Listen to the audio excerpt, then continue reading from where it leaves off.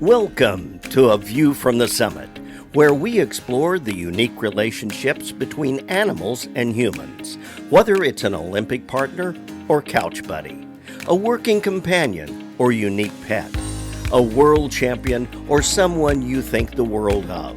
Join us for a look at animals in our lives. Brought to you by Summit Animal Health. Welcome, ladies and gentlemen, boys and girls, to another exciting episode of View from the Summit. And wow, if you have an adventurer's heart in you, you're going to love our guest who took off on a 5,000-mile journey on her horse with her dog and her pack mule and just took off.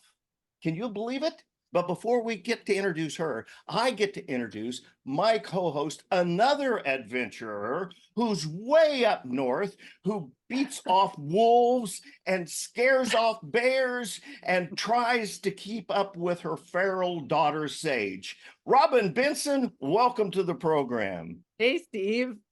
Thanks. It's fun to be here. You're right. It is a little bit of a zoo around here, and my daughter is feral, but hey, that's the fun part. That's why we live here and do what we do. We raise beef cattle, we work everything with horses, and we love it. And because our life revolves around animals, that's one of the reasons this show started, because we love diving into and exploring the world of animals and human connection. Everything from Olympic gold medalists to people who love crocodilians and tigers and water buffalo and horses, of course. I mean, a horse, of course. And so I can't wait to hear from Lisanne. Your adventures are really amazing. And Steve, tell us more about it. This woman decided to do something because she was passionate that there were 50,000 Mustangs in holding pens, would not be released into the wild. And she decided she would ride across America. That's like from Delaware to California, long ways. She camped along the way. She had her dog, a horse, her pack mule, and away she went. And sometimes she was near civilization, sometimes she wasn't, but she's got stories for us. Welcome, Lisanne. Hey, Steve. Thanks for having me here. Oh, it's our pleasure. Just so the day you started in Delaware, did Mhm. did you have any concept or of idea of the scope of the adventure that you were going to have? No, I didn't at all. In order to get on the trail, I pretty much just tried to plan for anything that might go unplanned and then just take it day by day from there. So, yeah, what we got into, I mean, I'm currently kind of finishing my book right now, and I've gone back through, and it's funny, like, even reading, because I kept a journal every single night and reading back to like starting in Delaware. I'm like, oh, you are so naive. Like, you just had no idea what was ahead of you for the rest of the country. So yeah, I mean, I remember prior to leaving Delaware, like I just want to be on that beach and then just take it day by day, and that's what happened. So That's tell us, for people who don't know about the Mustang Discovery Ride, people who don't know you, and maybe people who aren't that familiar with the map of the US. I mean, it's very likely, right? If people haven't traveled a certain place. First, tell us where you hail from. Where's home? Right? The map behind you. I'm a big map person, so this is really fun. Like, we do maps with, I homeschool our daughter, and maps are my thing. In fact, digital GPS drives me crazy because you can be led astray. I like a physical map. But anyway, off the subject. So tell us where you hail from originally. And like, you got the idea because the Mustangs were in the pens and you wanted to raise awareness. But what's your background? Like, what even made this feel like a good idea to you, like possible that you could even handle being out there with just you and your dog and your horse and your mule and just going? Yeah, so getting on the trail, so I originally rode 5,000 miles to inspire and educate the adoption of 5,000 Mustangs from holding. I grew up on a 55,000 acre ranch here in Pinedale, Wyoming. And so I grew up in a lot of big country where you traveled by horse to cover some ground. Unfortunately, when I was about 10, my family lost the ranch and we moved off of it. And so I felt like part of me was always just like missing that daily connection with the horses where they aren't just like show animals or leisure, but like they were actually your partner where you needed to rely on them. And so I grew up raising quarter horses and riding quarter horses and paint horses because my grandfather was very big into the American Quarter Horse Association. And Mustangs, they were just referred to as desert rats. I mean, I grew up just 100 miles north of the Rock Springs Corrals, and I had never gone there because everyone that I had talked to in the area just kind of talked down on the Mustang. And it wasn't until college in Utah that I had a client of mine ask me if I would ride her Mustang mare, and she just turned out to be the sweetest, cutest, nicest thing ever. And that same client told me to watch this movie. It's called Wild Horse, Wild Ride. And I went home and I watched it, and it's about the Mustang Heritage Foundation's 100-day competition, where at that time you show up, they throw a random wild horse in your trailer, and they tell you good luck, we'll see you in 100 days, and you come back to compete on this horse. And I am so grateful and thankful today that that was my horse Phineas, who actually joined me on the trail. And coming up this April, it'll have been 10 years since I got Phineas. And so that's kind of the mark of my Mustang journey. But I found, being such a soft-hearted soul that I am, that I kind of made a piss poor horse trainer because I kept getting attached to him. Like I just, kind of the idea behind horse training is you train and sell, and that's how you make your living. And I just had such a hard time selling. So I decided that like maybe getting Mustangs and training them for adoption was not the way for me to personally go. As a person sitting here that currently has 13 animals, all BLM wild Mustangs or burros or some mules out there as well. So instead of becoming a horse collector, I decided that maybe the best route to help the Mustangs would be to try to inspire adoptions. And so with that, in my early 20s, I started doing a lot of packing and guiding in the Wind River Mountains up here in the Rockies. So I got pretty accustomed to being out on the trail, camping with my horses for weeks at a time.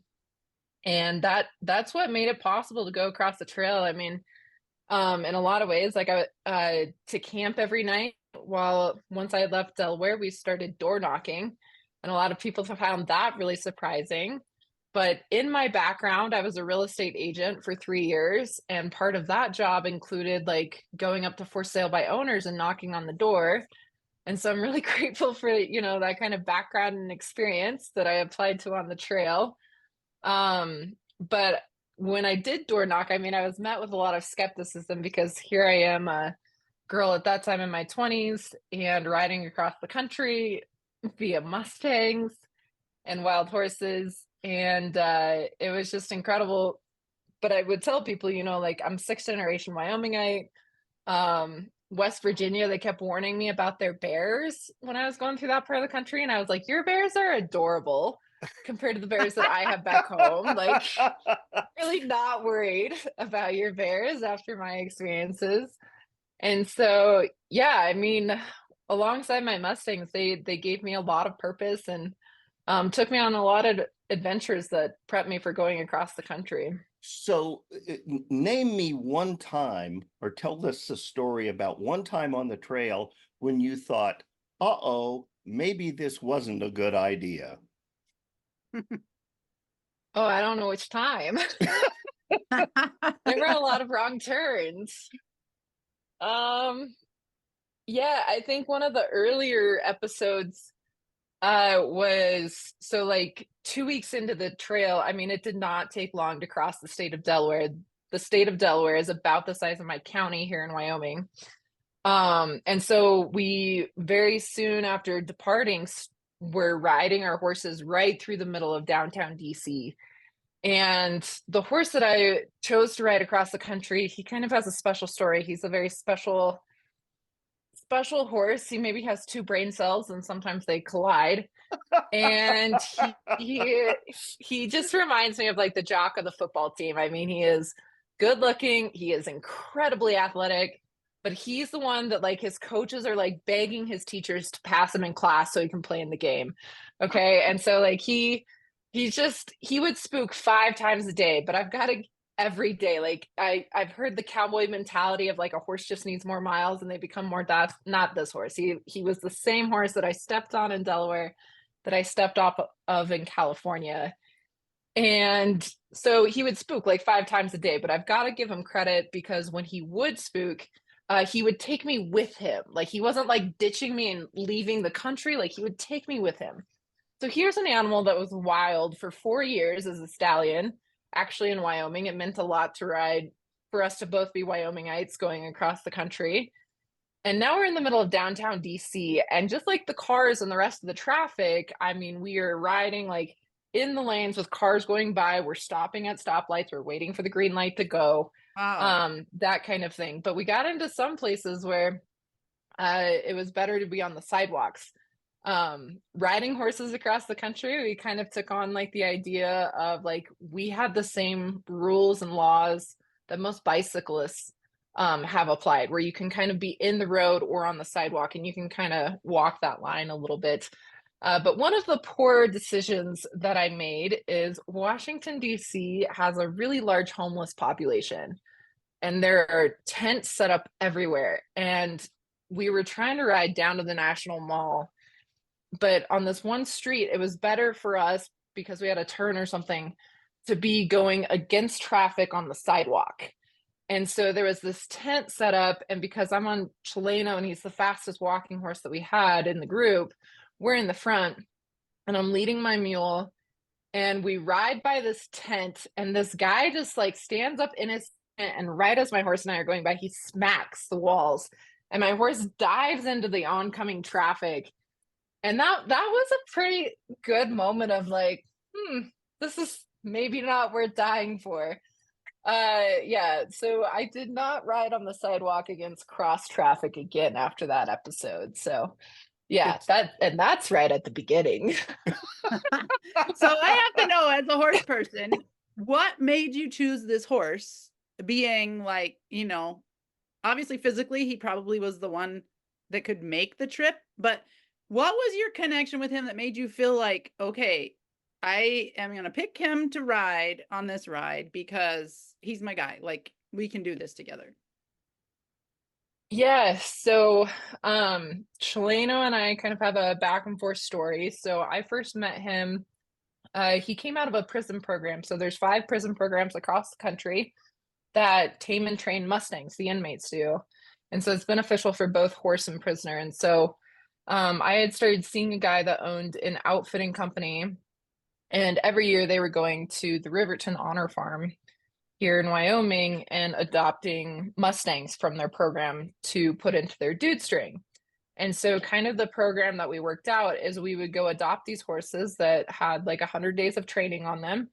Granted, it wasn't, you know, the most high profile training by any stretch of the imagination, but it gave you kind of a good sense of the horse. And so what we would do is then once we got the horses, we'd put our wranglers on them for a season, for a summer season, to kind of get the horse used to the idea of everything. And then hopefully the following year, we could kind of introduce them into the dude string if they had the right mentality. I mean, just like people, not every horse is meant to be a dude horse or a guest horse where lots of different people are riding them.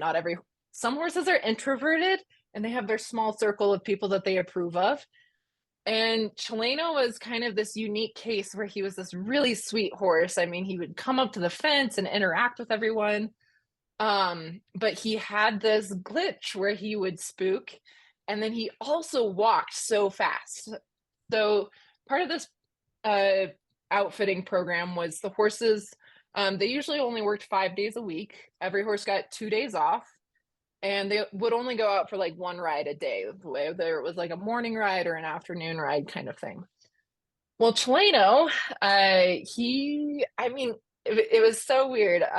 For those of you who have trained horses, desensitizing the horse is kind of like a big part of getting them used to our human world, especially for Mustangs.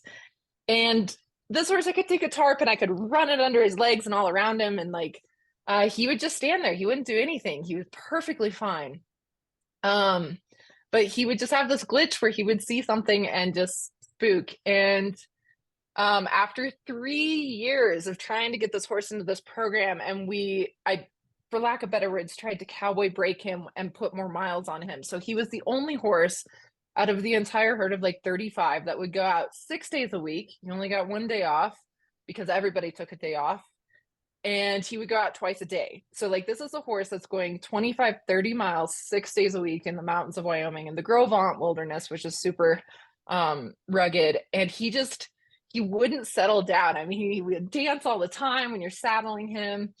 And finally, after 3 years of trying to get him like worked into the dude string, I can say this now because I own him. I would watch him snap a guy's collarbone because he spooked and like did a 180 and the guy fell off. And so we decided to sell him. But like a bad penny, 2 years later, he had worn out his welcome at his new home. And so they sent him back to me to tune up and resell him. And so I get him back. And I had remembered that 2 years prior, this is a horse that could go 25, 30 miles a day in super rugged country, never wear down, never tire. And if I could just stay on him, he would be the horse that I could ride 5,000 miles across the country. If I could just stay in that saddle. And also at the time, so when we started the trip, there was a lot of stuff flying around of like what was going to happen after the trip. And part of that is like, while we were on the trip, we wanted to create a documentary. And so we needed funding for the post production. So at the time, we had partnered with Mustang Heritage Foundation, and they wanted us to have a horse that we were willing to auction off at the end of the ride in order to put money towards the production of the film. And so I had known Chileno for about 5 years at this point. I had known him by 4 different names. He got renamed before the trail. And I was like, okay, here's a horse that I know can handle the mileage, and we can just be coworkers. Like, I don't really gel mentally with this horse or like emotionally with this horse. Like, maybe this is the one animal that can handle all the miles, and we'll just be coworkers for a year, and then I can part with him at the end. That was kind of my idea around the relationship with this animal. And that very rapidly changed being on the trail. It's something entirely different when it's one thing to just show up for work and go to work with a coworker and sure you both collect your paycheck, but maybe like most people when they go to their job, like they are not there you aren't experiencing a lot of life-threatening things, like where you have to absolutely cooperate and collaborate in order to survive whatever you've gotten yourself into. There's really not much daily life or jobs that are like that out there, but every day on the trail was like that. And so very, very rapidly into this trip, I mean, I am counting on this wild porn animal who I know has a few tick problems, and every time I look at him, like I'm like, I don't know how I ride you and trust my life to you.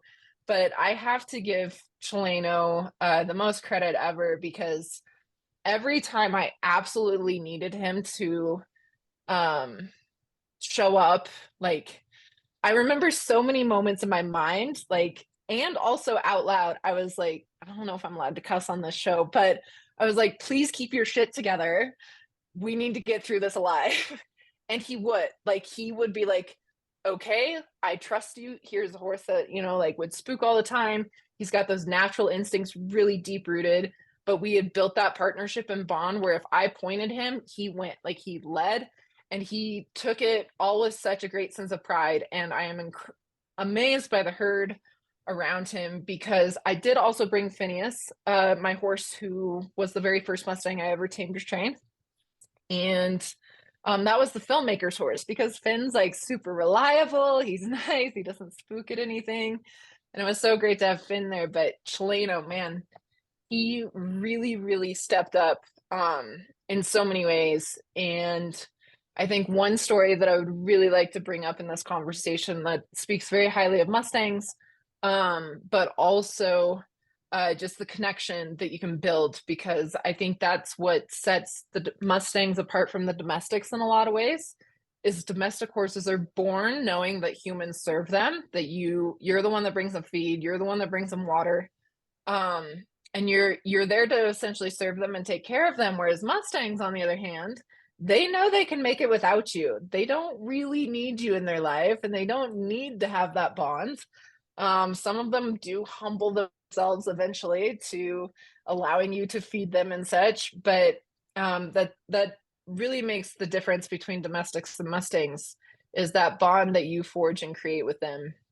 And there's no better time that was tested.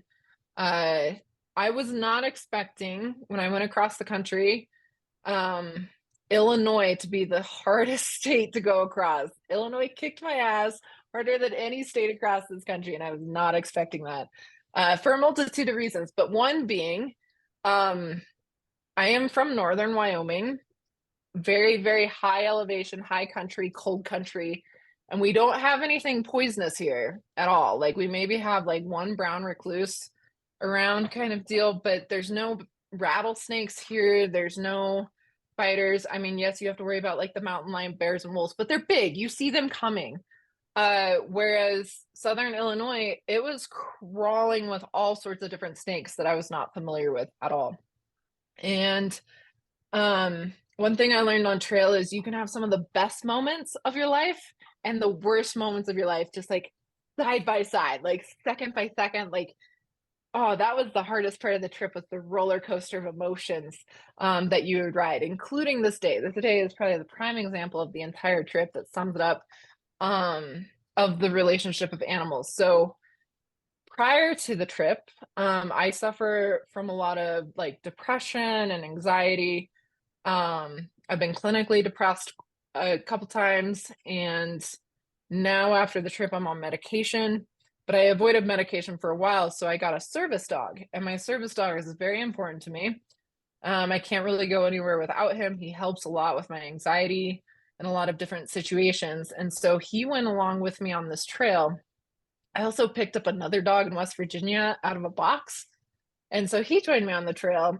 And so anyways, I have these two dogs, and prior to the trip, I knew that we were going to come across rattlesnake country. So with my service dog, we did rattlesnake training, which came in handy even this day, where if he heard that rattle of the rattlesnake, he would immediately come back to me, like he was not to investigate at all, which worked out great because we came across a couple of timber rattlesnakes there in southern Illinois, and they were huge. I mean, this one was just like, it's hard, you know, especially when this is a radio show and you aren't seeing this, but I mean, this one snake was sitting like 14 inches off the ground. He probably was like 5 inches around, huge rattlesnake. That there were 9 horses, and we all had to go off the trail because this one snake was like, yeah, no, I own this, I'm not moving. And so I'm really grateful, because my service dog, he would run in front of us, and essentially he would stir up the snakes. And so when that would happen, they would coil up and start rattling, and he would come back, which was a really nice alert system for the horses and all the humans involved, because then we knew where the possible threat was. But later on in Illinois, we were on the River to River Trail, which runs from the Ohio River on the Ohio-Illinois border there, or Indiana border. Okay, so not Ohio, the Indiana-Illinois border. And then it runs across the Mississippi. It is, if you guys might not want to do it after I finish telling this story, but it is one of the coolest trails ever, because it is entirely horse-based across the entire state. Like every 12 to 15 miles, there's a great horse campsite with all of the amenities you would ever need.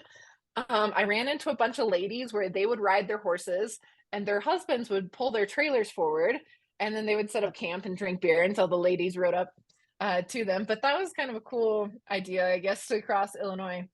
But anyways, we got to this one spot, and this was a humbling moment for me, because I'm pretty proud about how well I can read maps. Like you, Rob, and I really do enjoy like the physical maps versus, you know, more of your virtual maps. But I wasn't paying attention this day. And so I had a support crew running with me. And so I told my support driver, hey, meet us at this point. It's got lots of great reviews on the trail. Like it's super beautiful. There's this waterfall coming down. Like meet us here for lunch. This will be a great lunch spot. And so I didn't read the map well though, because I wasn't looking at the topography of it, or really investigating a lot of it. And so my support crew, they show up on top and we're down low at this beautiful waterfall and like reflection pool coming down. But I didn't realize that it was a 3-mile hike to go from right where my support crew was parked above me. Like we could talk back and forth to each other up this cliff, but it was 3 miles like down and then back to where, like to get to where we were, because it's just nothing but this huge cliff face like going around us. Probably like 60 feet tall. And so we decide like, oh, well, luckily at that time I had a guy traveling with me that was 19 and super athletic. Maybe not the brightest bulb in the box, but super athletic kid. Thank goodness. Because he could like climb, like there was like this one route where he could like partially climb this tree and then get onto the cliff and climb the cliff the rest of the way. And we created like a rappelling system essentially. So that way we could drop down some of our lunch supplies, but also my horses got grained morning, noon, and night because they're going 25, 30 miles a day every day. And I had to keep the weight up and their energy up. So we dropped their grain down. And so while my support crew is kind of like starting to drop some stuff down, my film guy and I are down in this beautiful, I mean, it is stunning. There's like little turtles everywhere. There's little frogs around this reflection pool. The waterfall is just cascading. And so I decide to take a dip in this reflection pool. But while I'm doing this, like I see the snake. And again, I don't know much about snakes, but I can tell like it doesn't have a rattle on it. So I'm like, so I get out of the water. I'm like filming it, whatever. My filmmaker, he slips and falls on a rock. And okay. At that point, I personally thought with my limited like wilderness first responder training, thought that he had a fractured hip. Okay. That's where my mind was at. But he didn't think so. He was just in great, great pain. And for those of you out there who ever decide to join someone on an adventure, if they are carrying like high-powered painkillers or whatever, maybe you should, like, if you get hurt, you should take them just to help the people around you and yourself. But this guy like absolutely refused to take anything for his pain, and he's just moaning and groaning about it. So at that point, I talked to my team and I'm like, hey, like, let's just stay here for the night. It's beautiful. That'll give time for the support crew to be able to walk around and get down to us. And so at that point, we kind of start dropping down supplies to stay overnight down there, because I'm like, okay, now we have a guy in critical condition who's trying to be manly about it. And so we start dropping supplies down. But while that happens, the film guy and I, we're having our lunch, and I hear my dog, my service dog, kind of yelp for a minute, go quiet. And I ask him if he's okay. And I cannot believe that we got this on film. So I'm super excited for the documentary to come out next year in 2025. Because I don't know what the chances are of this happening, but my filmmaker just so happened not to turn off his camera when we had lunch. He had just set it down next to him. And you catch the audio of this, you hear the dog yelp. I ask if he's okay. And then he just starts screaming bloody murder. I mean, it is one of the noises that will haunt me to this day. So now my dog has been struck by a snake. I don't know what kind of snake. At that point, we thought it was a water moccasin, based on what we were seeing.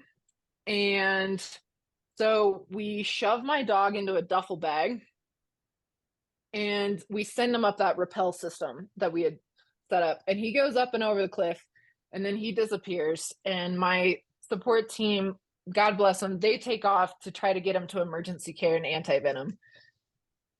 So, which is 2.5 hours away in St. Louis. They go on their whole other adventure. But now I am stuck in this like area where it's nothing but rocks, cliffs, a little bit of water. And now we're seeing more of these snakes that just bit my dog. We ended up seeing 4 of them. So now we're literally like in a pit of vipers. I have a man who's in critical condition, and I have my horses stuck down here, and I don't want anyone else to get stuck. My puppy had also jumped down that I'd picked up along the trail. He had broken his leg back in Ohio, and then jumping off that cliff. Like, so in the video, he's the one that looks like he's been bitten because he's running around on his gimpy little leg. But now, like, I've got to get us out of here because there's no way that we can stay down in this area. It is not safe for us or our animals. And so, for those of you who know horses, like, they're very much herd animals. And while I was on the trail, my horses never really were separated, and I used that herd mentality to my advantage a lot. But this is a time where Chileno, like, and this horse, like, again, he's kind of like the captain of the football team. Like, he feels like he was responsible for the team, and he doesn't want to leave. Like, but I jump on him, and it was just like one of, like, it sounds really hippy dippy, but like one of like those telecommunication deals where I was like, I need you right now, and we have to find a way to get the rest of us out of here. So at that time, I was traveling with 3 horses and 1 mule. And so I jump on Chileno, and we just take off back down the trail because about 1.5 miles back, I'd seen this backboard, and it showed a guy like climbing rocks, and it had like the helipad symbol up at the top. And it was one of those things, like, when we were riding in, we didn't see it, but I took off on Chileno, and we rode to this point, and I went around, and it was like, there must have been some water like diverged down that created like this really narrow little gully that these big boulders had kind of like caved into. And so that was the way to get to the top, was going up and over these boulders. And I don't know how many horses you could point at and say go, and they say let's go. Because Chileno, I pointed him at that, and he just started bouldering. Like, I don't, Wow. he would jump up onto one rock, collect all 4 feet, jump up to the next rock, collect all 4 feet, jump up to the next rock, next rock, next rock, next rock. And finally we were up on top, and I was so grateful for the owner of Summit because he had sent me a satellite phone. And so finally getting out of those rocks and trees down below, I was able to kind of make contact, see where my dog was, check with my support crew, kind of update everyone about the situation. But knowing that now we could get out of that area, that was critical. So this is like getting towards dark in the afternoon now. And so at that time, I jumped off Chileno after going up those rocks, and I just went in front of him, and he bouldered down behind me, and we got back. And so I had to load up now everything once I got back to my film guy and everything. Now I had to load everything that we had dropped down to camp with. And so at that time, there had been this huge backpack drop down. And so I didn't have anything to counterbalance the load. If anyone has ever gone packing with horses, packer rule number 1 is that you make sure your load is balanced. That is absolutely critical. And so I had nothing to counterbalance this one backpack that had been dropped down. And so I top loaded it on my Mustang Pistachio. And I love Pistachio. He's the best kind of nut around. He is the sweetest, most dog-like horse ever. If there was ever ADHD in animals, he is the one that has it. I half want to give him some of my Adderall just to see if it helps him through his day. But he is the best horse. Actually, this summer we went and rescued a dog out of the mountains, and I threw the dog on Pistachio, and Pistachio just did not care that this dog was on his back coming out of the mountains. But so I top load this deal on Pistachio. I put the injured film guy on my Mustang Finn. I'm still on Chileno. I've got my mule. I load my puppy up in my lap. And before all this happens, though, once I had gotten back to like start packing everything up, the snake that had bit my dog is slithering across the gear that I need to put on the horses. And I really am not one who is like an eye for an eye because, the whole Gandhi thing of at least they're all blind. But this was a situation where it was neither safe, like because of the rocks and the cliff surrounding, I did not feel safe discharging either of my weapons that may or may not have been legal with me in Illinois. That was one state out of, there were 3 states out of 12 that I was not legally allowed to be carrying in, but whatever, we made it through now. But I didn't feel safe discharging my weapon in that scenario. And so I felt like a Neanderthal, but we found a stick that was forked and then more of a club-like stick. And I knew that if I was going to do this, I wanted to save the snake skin. And so, yeah, I just pinned the head and with the fork and then bashed it with the other club-like stick, shoved it in one of my lunch sacks, threw it in my saddlebags, and then finished loading the horses. So anyways, now like I've got this dead snake that had bit my dog Okay, keep in my going. pack. Yeah, I've got the snake skin here with me. It's now a hat band. But yeah, so now I've got this snake in my saddlebag and it's dark. Okay, by the time I get all the horses loaded up and everything, Wow. and David finally on the horse, my film guy, it's now dark. And when you're riding horses in the dark, you can't use headlamps like we do for ourselves because it really messes with their night vision with all of the shades and shadows and everything. For those who have gone out early morning hunting, you know what I'm talking about. And so in order to see anything, all I allowed on my horses was like for our headlamps to be on like a red light essentially. So that creates like a flat light. There's no shadow, but you don't have that far a depth of what you can see. And like one time while we're trying to ride to this spot to go up, I look back and all I can see is this tiny little red light on David's headlamp, essentially my film guy's headlamp. And he's just back there moaning and groaning and just in so much pain.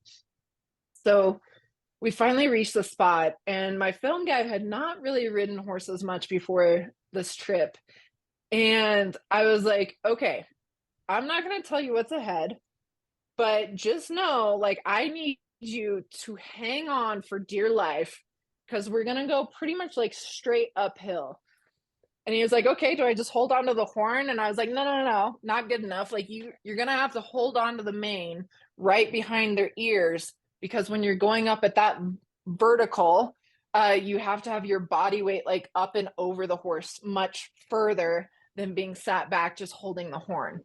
So now granted, like I'm at the base of the steel.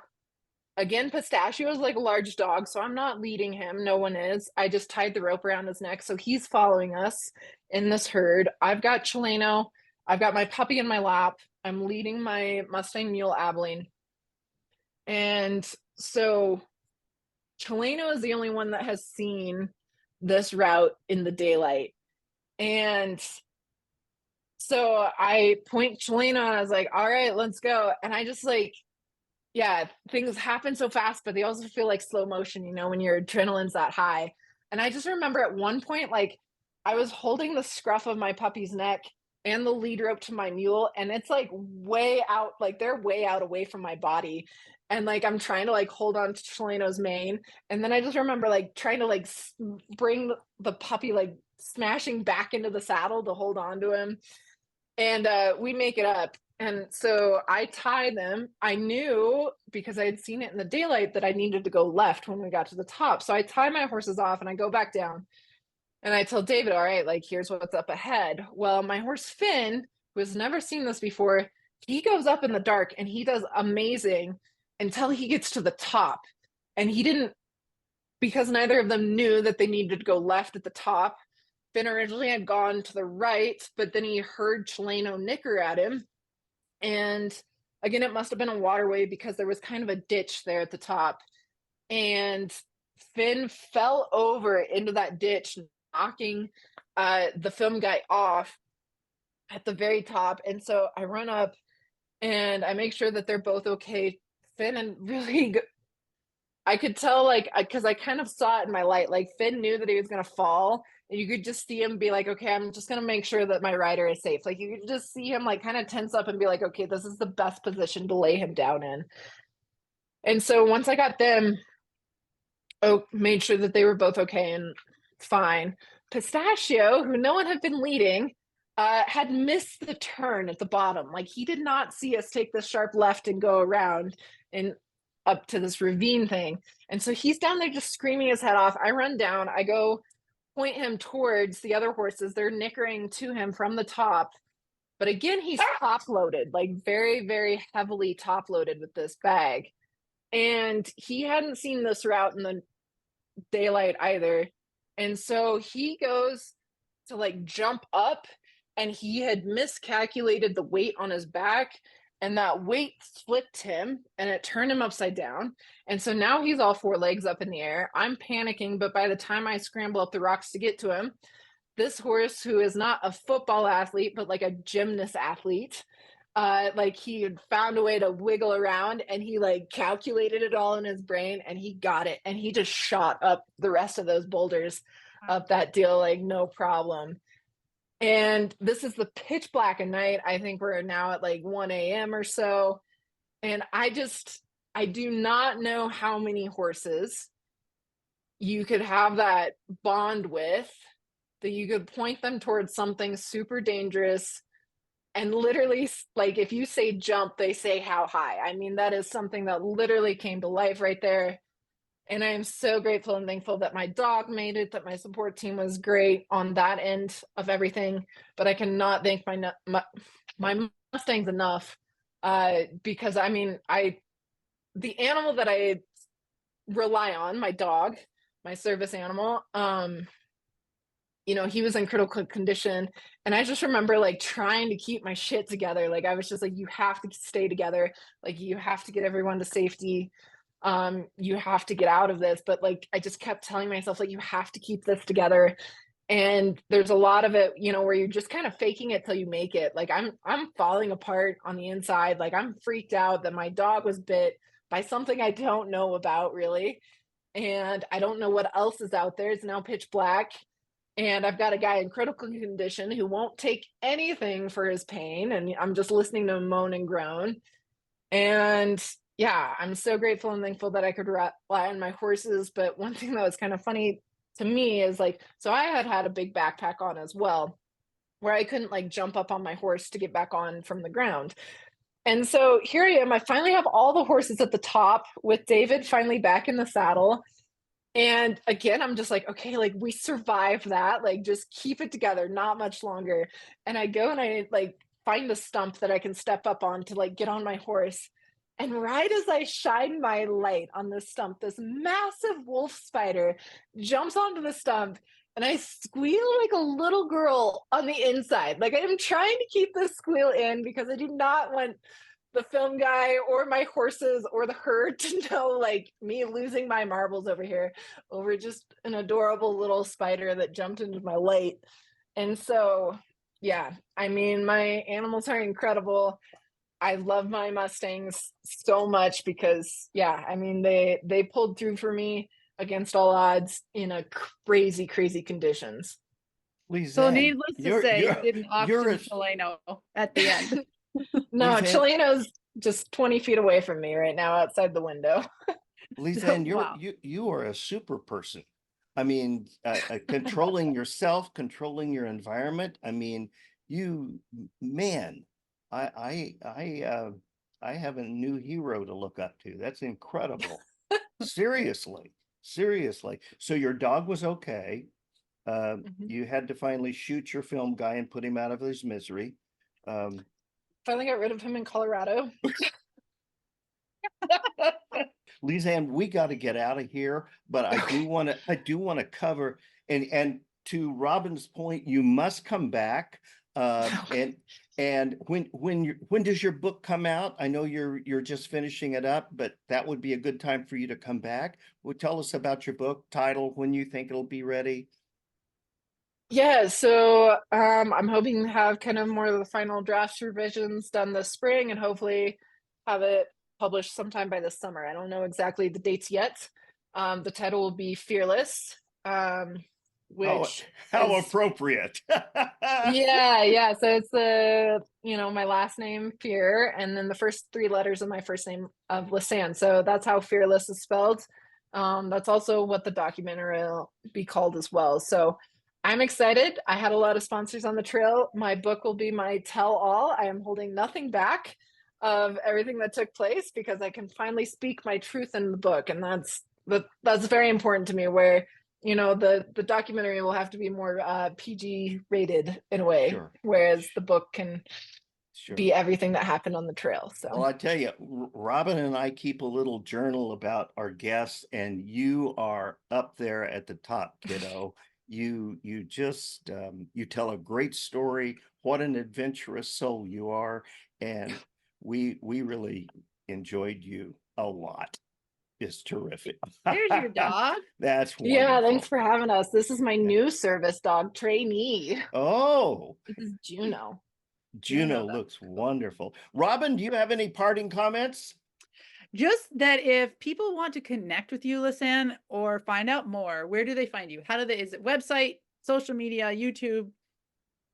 Right now it's social media, mostly just Facebook. I'm currently in the process of revamping the website and kind of going through some things, getting prepped for the book launch. So yeah, So Facebook at Mustang Discovery Ride.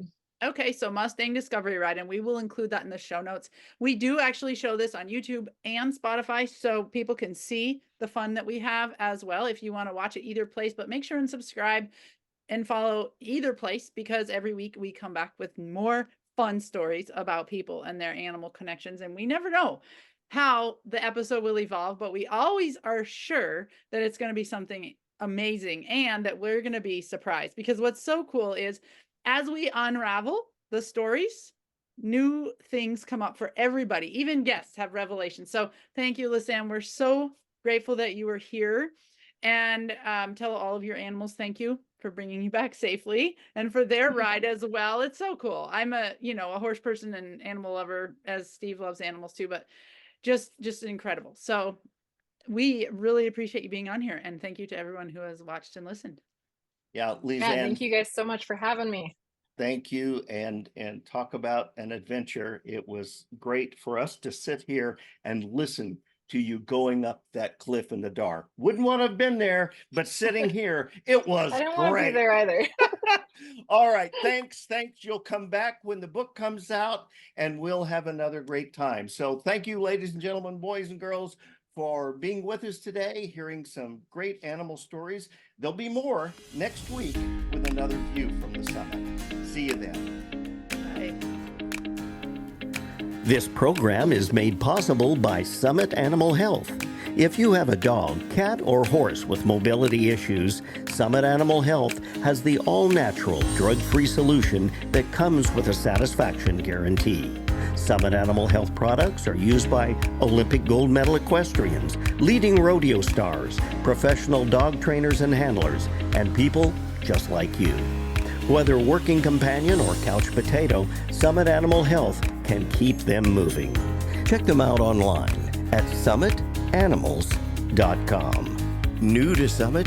Use the code VIEW15 and receive 15% off your initial order. We'll see you next week for another View from the Summit.